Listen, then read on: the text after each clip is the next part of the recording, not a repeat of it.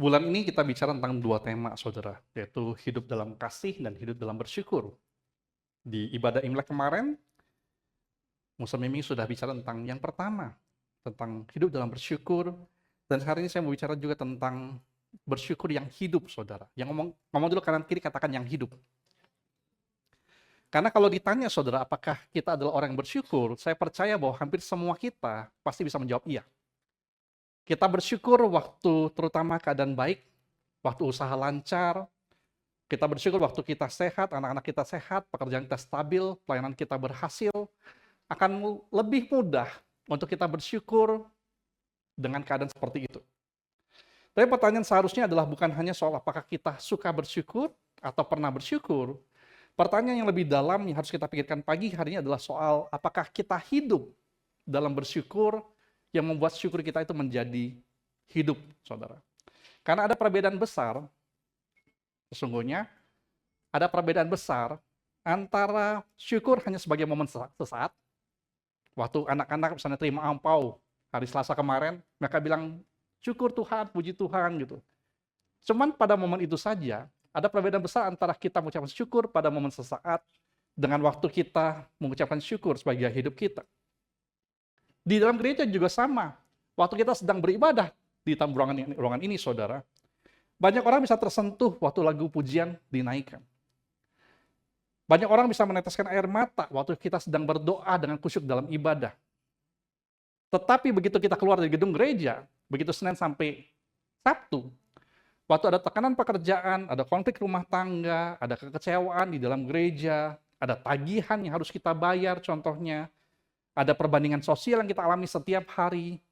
Bisakah kita tetap bersyukur seperti kita sedang di dalam gedung gereja?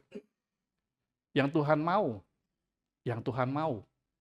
tentu saja adalah kita punya syukur yang hidup. Saya ngajak saudara baca satu firman Tuhan dulu pagi hari ini, Kolose 3:17, yang bakal menjadi dasar daripada perenungan firman Tuhan kita sepanjang pagi hari ini, saudara. Kolose pasal 3:17, silakan buka di handphone saudara masing-masing, atau di Alkitab buku kalau saudara bawa. Dan sekali lagi, saya mendorong semua kita, kalau menemukan firman Tuhan yang menguatkan saudara, jangan cuma dibaca, tapi coba berusaha dihafalkan, saudara. Kolose 3:17. Yang sudah ketemu katakan amin. Kolose 3:17. Kita baca sama-sama. 1, 2, 3. Dan segala sesuatu yang kamu lakukan dengan perkataan atau perbuatan, lakukanlah semuanya itu dalam nama Tuhan Yesus, sambil mengucap syukur oleh Dia kepada Allah Bapa kita. Sekali lagi sama-sama, 1, 2, 3. Dan sesuatu yang kamu atau perbuatan,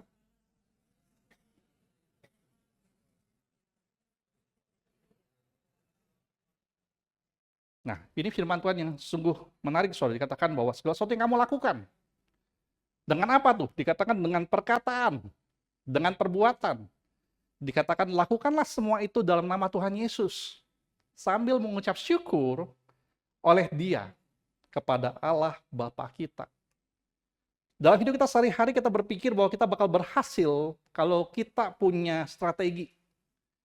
Orang banyak berpikir bahwa kita bakal berhasil kalau kita punya koneksi, kalau kita dapatkan promosi, kalau kita punya kesempatan demi kesempatan yang baru.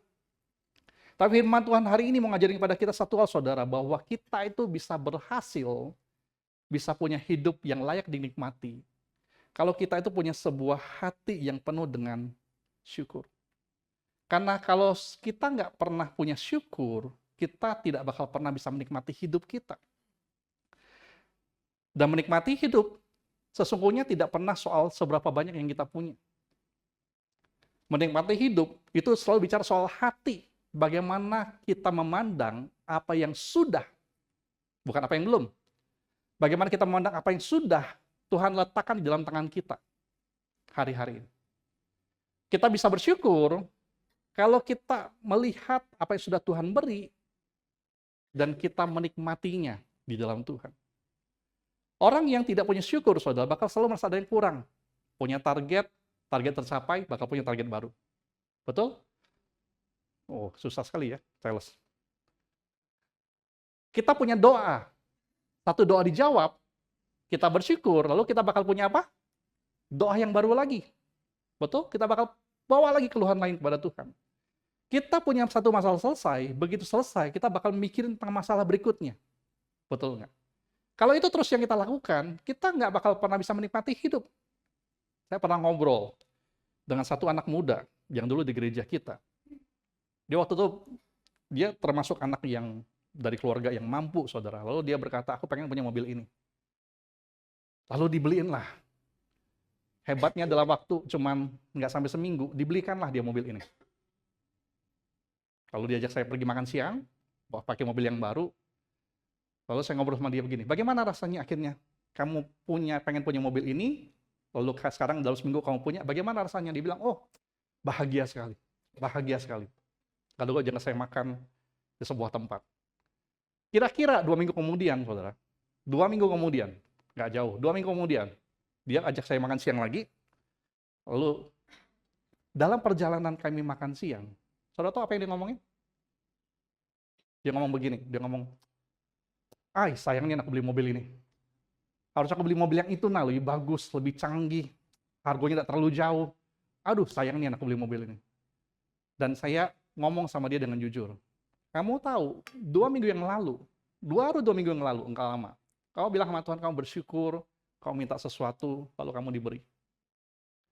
Tapi setelah 2 minggu, kamu mulai merasa bosan, lalu melihat mobil orang lain, dan akibatnya begitu syukur, cuma dijadikan momen untuk kita mengucap syukur cuma 1 kali saja, tidak mau syukur itu jadi hidup, pada akhirnya apa?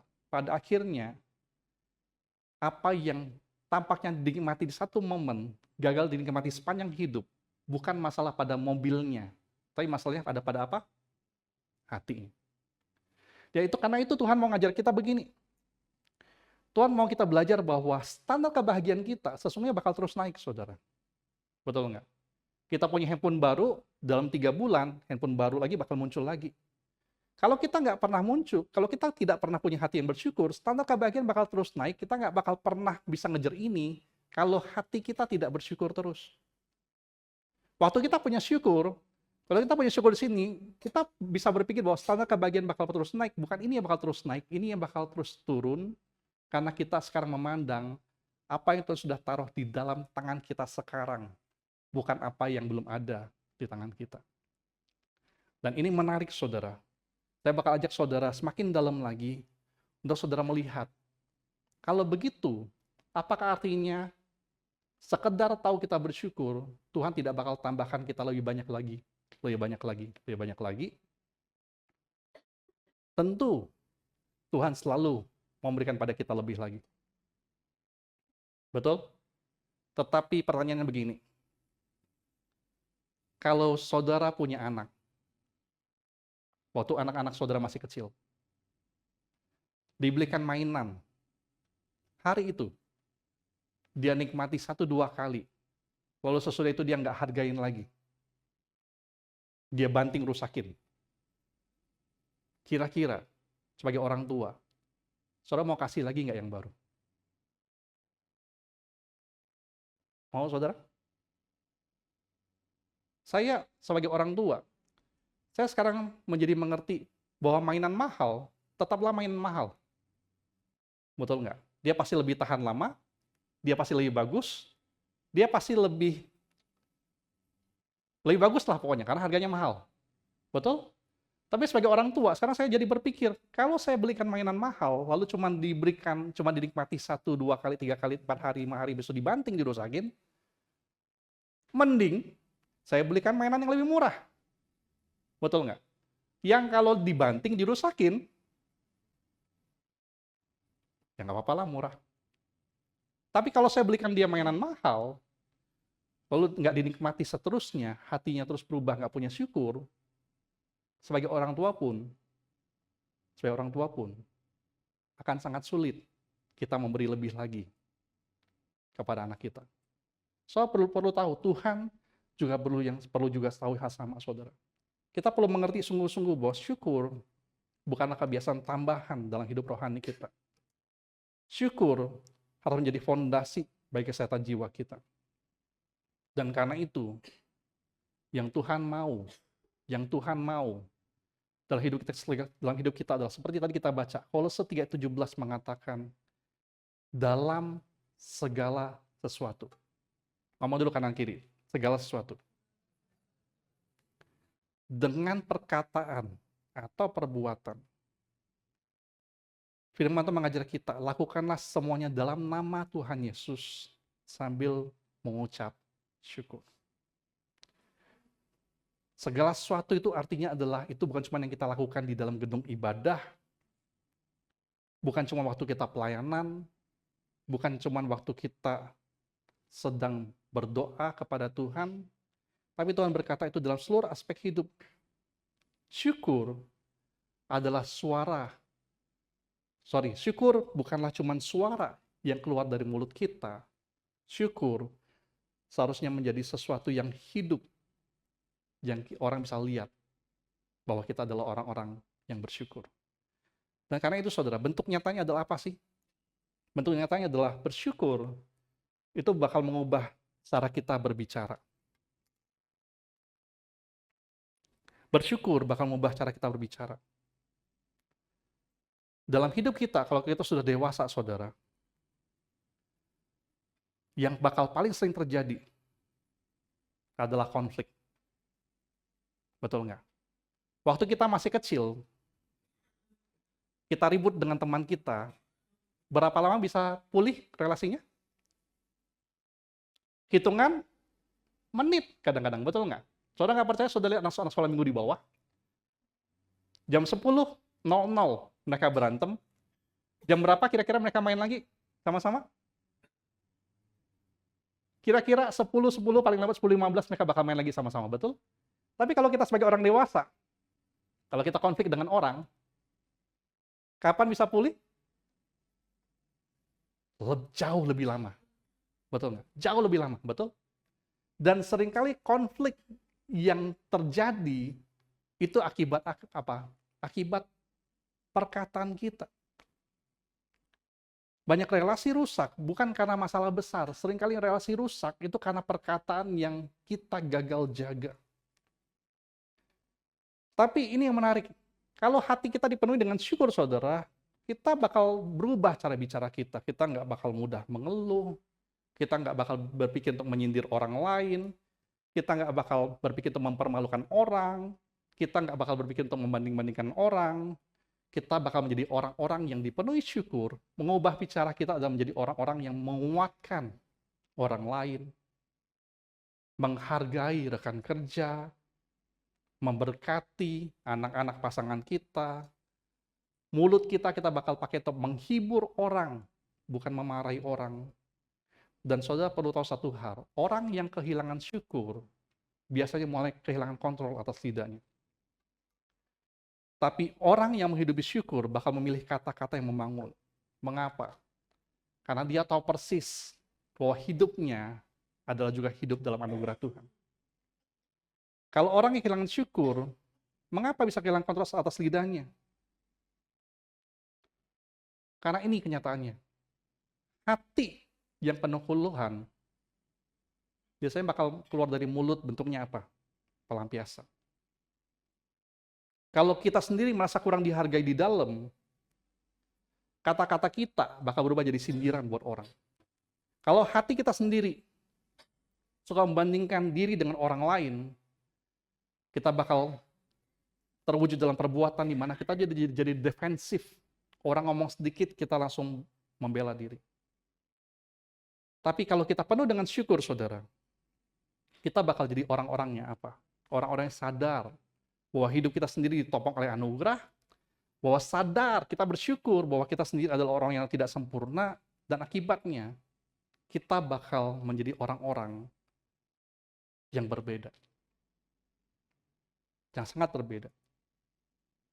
Saya ingin saudara ingat lagi ilustrasi yang saya berikan pada bulan Januari kemarin. Kalau ada satu suami pulang ke rumah, saudara masih ingat saya kasih ilustrasi ini di Januari kemarin? Kalau ada suami pulang ke rumah, lalu lihat rumah berantakan, anak-anak lagi berantem, ya kan? Lalu suami pulang ke rumah, lalu berkata, Ah, rumah kok begini sih? Dari tadi ngapain aja sih istriku? Istrinya pasti bakal apa? Marah, betul nggak? Kata-kata dari tadi kok ngapain be itu merangkum dari jam 7 pagi sampai jam 7 malam, secara sederhana cuma dikatakan tentang dari tadi kok ngapain be sih? Betul nggak? Kata-kata yang dianggap cuma sebuah perkataan jujur, yang sekedar berkata aku cuma nanyo, bakal jadi masalah besar. Mengapa? Sejujurnya. Karena bisa jadi suami sendiri merasa punya masalah di luar, pulang ke rumah jadi pelampiasan. Betul nggak? Suaminya bisa berkata, aku kan cuma jujur, cuma nanyo, kok jadi ribut sih? Tapi kalau semua kita berusaha terus membangun syukur yang hidup di dalam hati kita. Waktu pulang ke rumah, kita sadar kita lelah, suami lelah, punya banyak masalah di pekerjaan, pulang ke rumah, itu bakal punya kesadaran yang berbeda bahwa ini terjadi di rumah, pasti juga punya masalahnya sendiri. Aku capek, pasanganku juga di rumah pasti capek juga sama. Dan bakal apa? Dari mulut bakal keluar penghargaan, bakal keluar tindakan membantu, bakal keluar kelembutan. Mengapa? Karena situasi bisa sama, yang berbeda adalah hatinya. Saudara tahu, begitu mulut kita berubah, begitu kita terbiasa untuk menghidupi syukur, perkataan kita berubah, hidup kita bakal berubah, saudara.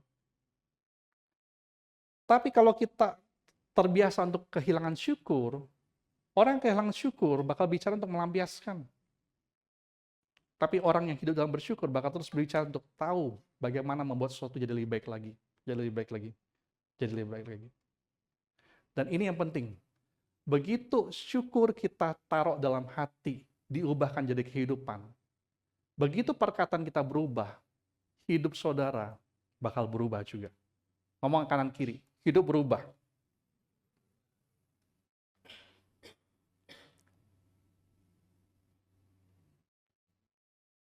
Saya lagi ngomong banyak ini sama anak saya, yang besar. Saya ngomong sama dia begini, kalau mulut kau berubah, hidup kau berubah. Saudara perlu tahu, seringkali kita punya banyak masalah dalam hidup. Itu mengapa? Karena mulut kita nggak jadi perwujudan hidup dari kita merasa bersyukur. Itu yang Tuhan mau. Yang berikutnya adalah bersyukur bakal mengubah cara kita berbuat, bekerja, dan bertanggung jawab.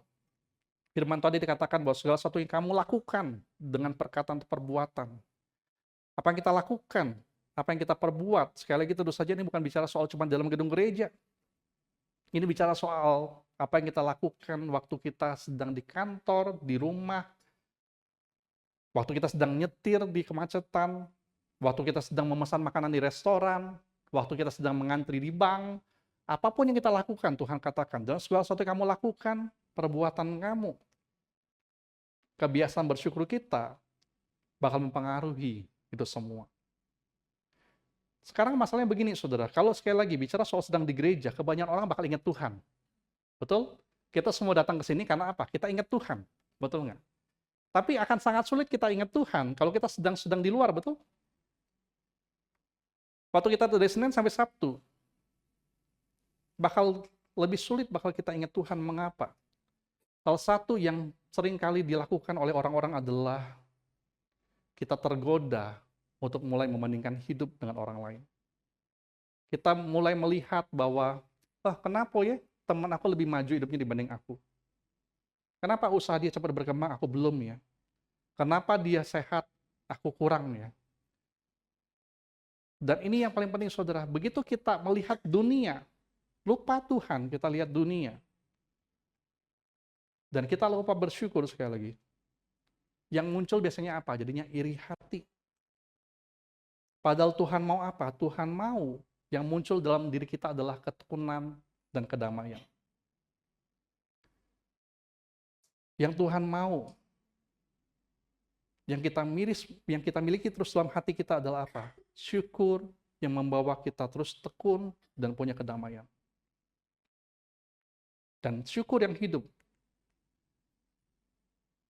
akan menolong kita memilih untuk tidak dikuasai oleh keluhan, nggak mudah pahit dengan orang, dan tetap setia lakukan yang benar. Bahkan ketika keadaan dan situasi kita belum berubah. Ada satu hal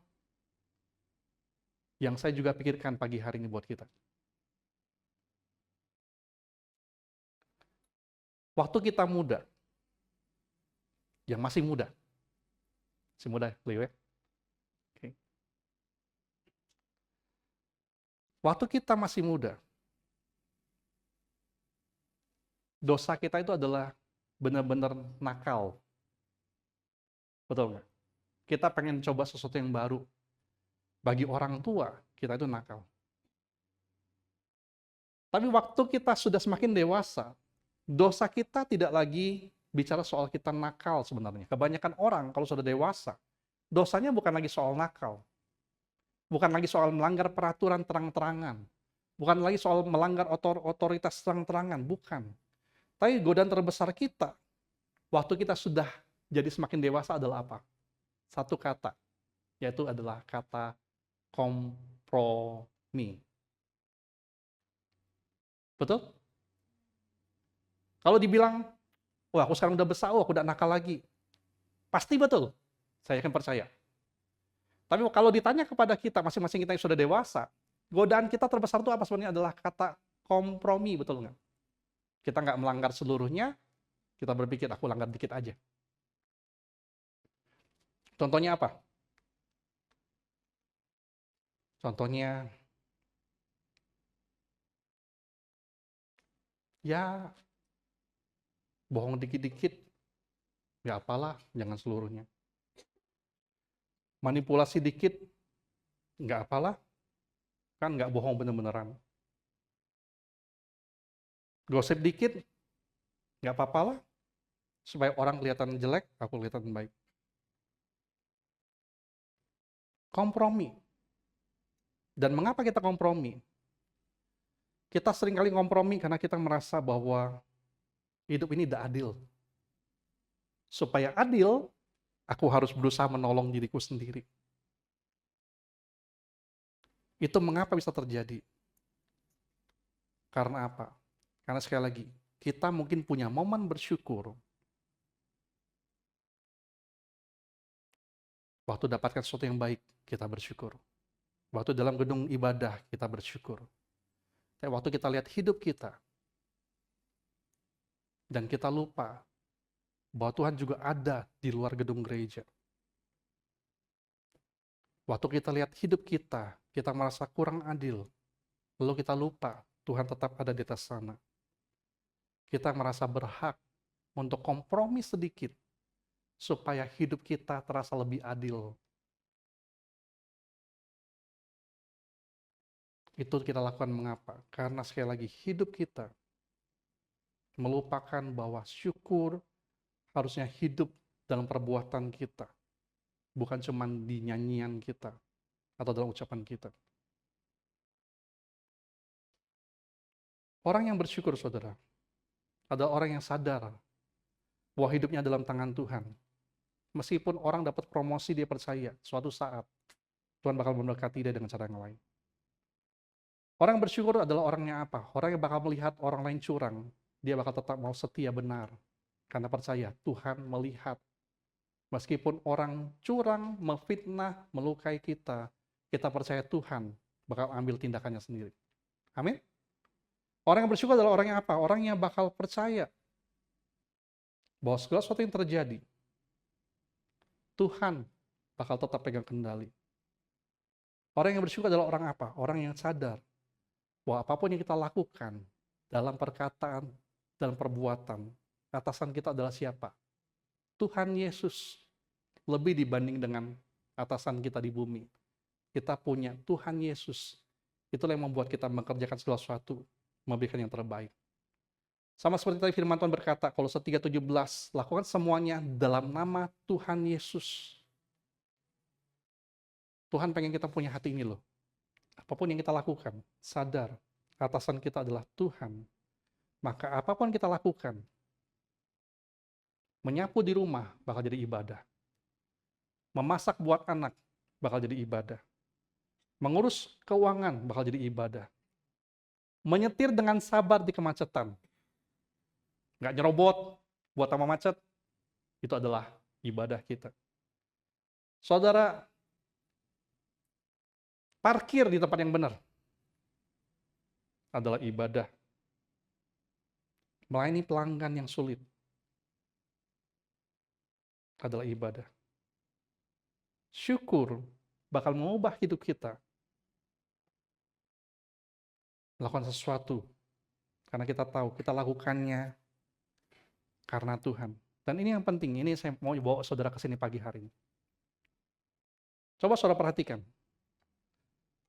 Orang yang bersyukur mungkin tidak selalu menjadi orang yang paling cepat berhasil. Tapi kita percaya bahwa biasanya dia adalah orang yang paling stabil hidupnya. Saudara, amin? Amin? Orang yang bersyukur mungkin tidak selalu menjadi orang yang paling cepat berhasil. Mungkin ada orang lain yang deketin bos, mulutnya manis, kasih sogokan segala macam. Dia mungkin bukan jadi orang yang paling cepat berhasil, saudara. Karena dia tahu bersyukur, dia tidak melakukan segala sesuatu yang tidak benar. Tapi kita percaya bahwa dia biasanya adalah orang yang paling stabil. Jiwanya tidak bakal naik turun tergantung hasil hidupnya. Meskipun dia gagal, dia nggak bakal hancur. Kan dia tahu Tuhan ada bersama dengan dia. Kalau dia berhasil, dia tidak bakal sombong, kan dia tahu dia berhasil karena Tuhan. Dia menyadari satu, seperti pujian tadi kita naikkan, sumber sukacitanya adalah bukan pada pencapaian apa yang dia lakukan berhasil ataupun gagal. Sumber sukacitanya adalah pada Tuhan yang dia layani. Orang-orang yang dibentuk oleh syukur bakal tahu bahwa hidup ini bukan perlombaan untuk membuktikan diri. Hidup ini adalah perjalanan untuk kita mempercayai Tuhan. Orang yang bersyukur adalah orang-orang yang bakal jalan pelan, tapi pasti nggak tergesa-gesa oleh ambisi. Dia tidak bakal lumpuh oleh ketakutan. Dia bakal mengejar bukan posisi, tapi dia mengejar kesetiaan kepada Tuhan. Kita bakal menjadi orang-orang yang tidak haus pengakuan, tapi kita bakal jadi orang-orang yang menjaga hidup kita di hadapan Tuhan. Dan waktu itu terjadi, saudara. Waktu syukur bukan hanya di pujian atau ucapan, tapi dalam perbuatan. Pada akhirnya, saudara, syukur bakal mengubah kita, cara kita memperlakukan orang lain. Ini poin terakhir. Syukur bakal mengubah cara kita memperlakukan orang lain. Karena apa? Waktu Kolose 3:17 mengatakan, lakukan semua itu dengan perkataan, dengan perbuatan. Kita lakukannya pada siapa sih? Pada komputer atau pada orang? Pada siapa kira-kira? Waktu Tuhan bilang, lakukanlah semua itu dengan perbuatan, dengan perkataan. Kita lakukannya dengan handphone atau pada orang? Ada orang, betul? Waktu Tuhan bilang, perkataan kamu harusnya berubah. Kita bakal berubah itu dengan cara kita, dengan siapa? Ngomong dengan orang lain. Waktu kita berbuat sesuatu, Tuhan berapa? Bukan pada hewan peliharaan kita. Tapi pada siapa? Pada orang lain. Meskipun ada waktu di mana kita terluka, kita kecewa, kita dikhianati, kita nggak ngerasa dihargai. Tapi kalau kita hidup punya syukur, kita bakal punya hati yang tidak keras. Hati yang tetap lembut. Dan kita bakal memperlakukan orang lain tetap dengan cara berbeda. Saya ingin aja saudara mengingat apa yang Yesus ceritakan pada kita tentang ilustrasi tentang pengampunan. Saudara masih ingat tentang kisah ini? Ilustrasi tentang pengampunan Yesus ceritakan pada kita dalam Matius 18. Saudara saya baca ini di rumah saudara, saya bakal rangkum buat saudara. Dalam Matius 18, Yesus pernah sampaikan satu perumpamaan yang harus kita ingat sepanjang hidup kita. Waktu itu Petrus tanya sama Yesus, Tuhan, Berapa kali aku harus mengampuni saudaraku? 7 kali kah? Lalu jawaban Yesus apa? Berapa elit? 70? Salah.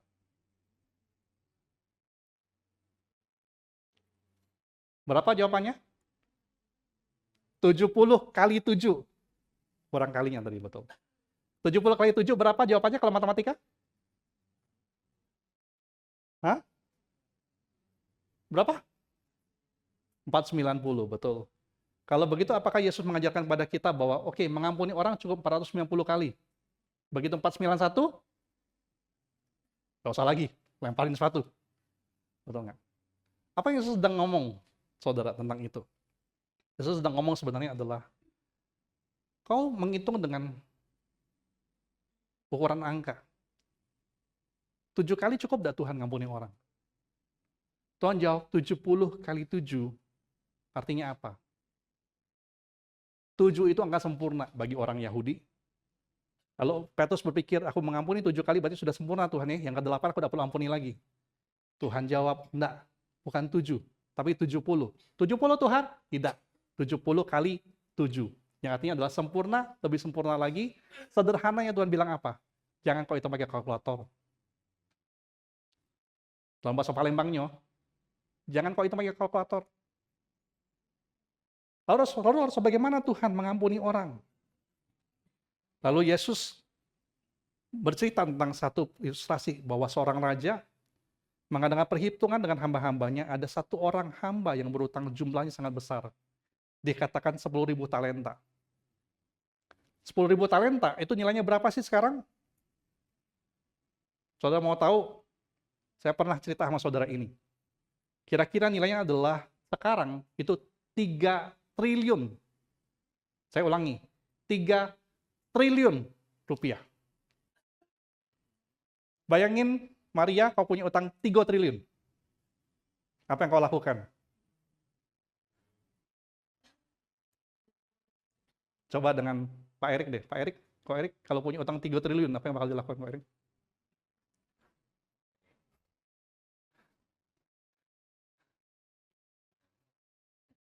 Nggak bisa apa-apa kayaknya, gue.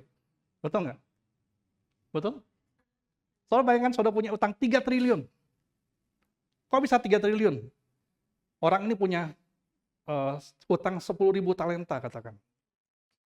10.000 talenta itu ini adalah 60 juta dinar. 60 juta dinar. 1 dinar itu berapa sih? 1 dinar adalah upah kerja sehari, dikatakan di masa Alkitab. Kalau kau kerja harian, dikasih duit, 1 dinar. Kau punya utang 60 juta dinar, kita anggap saja rendah upah sehari kerja 50.000, yang lebih daripada itu sekarang, betul kan? 50.000 dikali 60 juta, kau bakal dapat angka kira-kira 3 triliun. Lalu ceritanya adalah karena nggak mau bayar, hambanya ini ditangkap, lalu dia diberikan hukuman. Kau bakal dijual, seluruh keluarga kau, anak kau, cucu kau, keluarga kau semuanya bakal dijual. Lalu orang yang punya hutang 3 triliun ini, sujud-sujud, minta maaf sama Tuhan, minta maaf sama raja ini. Lalu Tuhan, tolong sabar Tuhan, sabar Tuhan, sabar. Kalau aku jadi rajanya, aku bakal mikir dengan logis. Sampai kapan aku bakal sabar? Kalau kau punya utang 3 triliun, kapan kau lunasinya? Betul? Tapi raja ini dikatakan dia tergerak oleh belas kasihan, lalu mengampuni hamba ini, lalu dia menghapus seluruh utangnya, 3 triliun dihapus. Kalau saudara punya utang 3 triliun dengan seseorang, lalu orang itu, saudara dihapuskan hutangnya 3 triliun, apa yang saudara bakal lakukan? Apa yang saudara bakal lakukan? Hal pertama yang saya lakukan adalah saya bakal masak Indomie sekali lagi. Saya bakal makan enak. Betul nggak? Kita bakal jadi orang yang sangat bersyukur, betul nggak? Kalau kita punya utang 3 triliun, lalu dihapusin. Betul? Tapi dikatakan begitu saja, hamba ini yang punya utang 3 triliun dihapuskan, begitu dia keluar dari sana, dia ketemu temannya, yang utangnya cuma 100 dinar. 100 dinar artinya adalah orang ini, kalau dia kerja 100 hari, dia bakal bisa lunasin utangnya. Lebih dari 100, betul nggak? Pasti dia butuh makan, butuh apa, betul kan? Kira-kira pasti bisa kehitung lah, dalam setahun, dia mungkin bisa lunasin utangnya. Tapi kalau saudara bayangin jadi orang ini, dia baru saja dihapus utangnya 3 triliun. Ketemu dengan orang yang cuma berhutang kira-kira 5 juta rupiah. Kalau saudara jadi orang itu,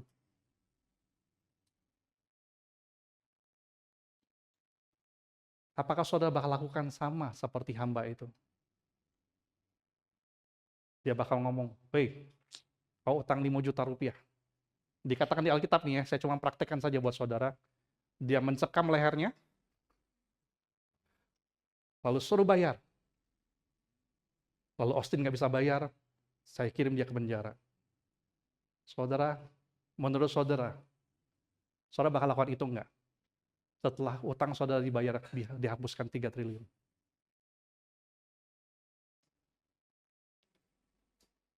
Saudara mungkin berpikir, tidak mungkin lah aku cak itu.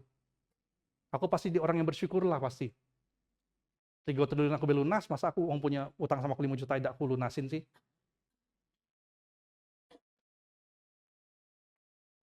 Singkat cerita, saudara.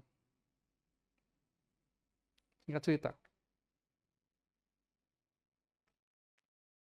Kita baca aja deh ayatnya. Kebaca nggak ya? Matius 18, 30-33. Kita baca ini dulu. 1, 2, 3. Raja itu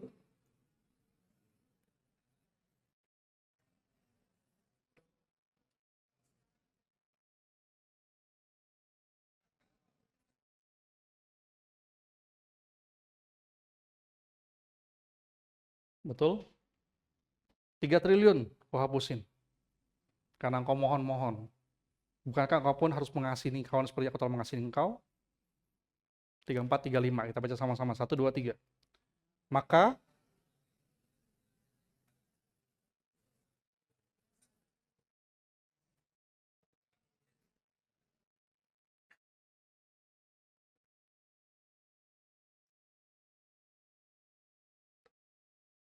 saya ajak saudara baca yang teks warna merah 2 kali dalam hati.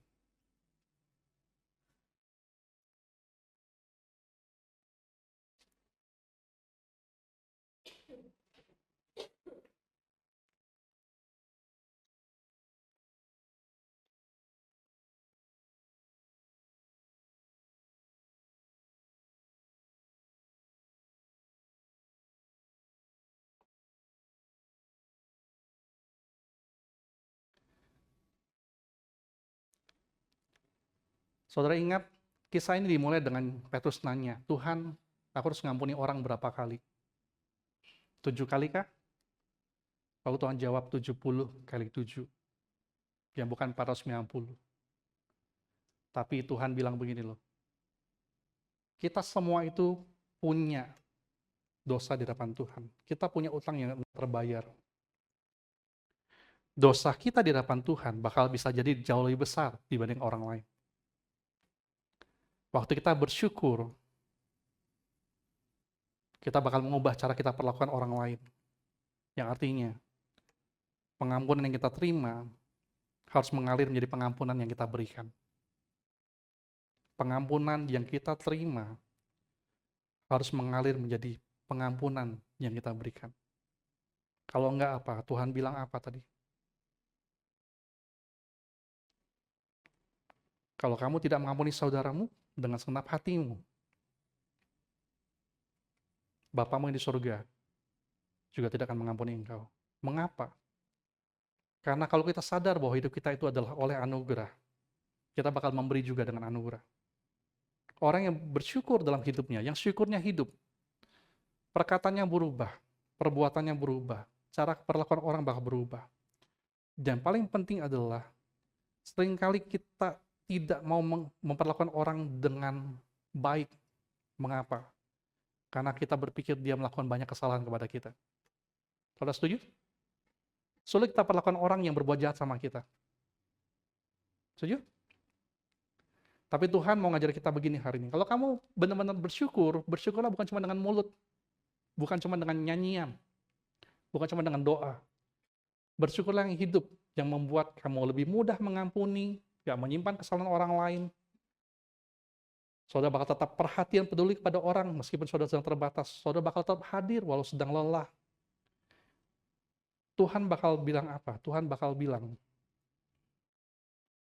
kalau kamu bersyukurlah terutama untuk pengampunan yang Tuhan beri kepada saudara. Dan siapapun yang melukai saudara, ampuni. Karena Tuhan pun lebih dahulu mengampuni kita dengan jauh lebih banyak. Mari kita berdoa.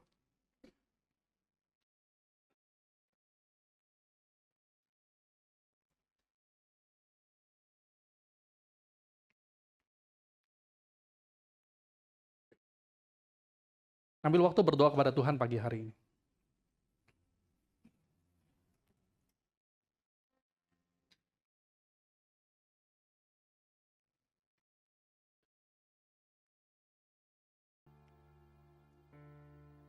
Awal bulan kita mendengarkan firman tentang hidup dalam kasih. Bahwa tanda utama dari seorang percaya bukanlah salibnya. Tanda utama orang percaya bukanlah gedung gerejanya. Tanda utama orang percaya adalah kasihnya. Hiduplah dalam kasih. Hiduplah dalam syukur. Dan sungguh-sungguh punyalah syukur yang hidup, yang bakal mengubah perkataan saudara, perbuatan saudara, kelakuan kita, terutama pengampunan yang kita terima, akan kita bagikan kepada orang lain.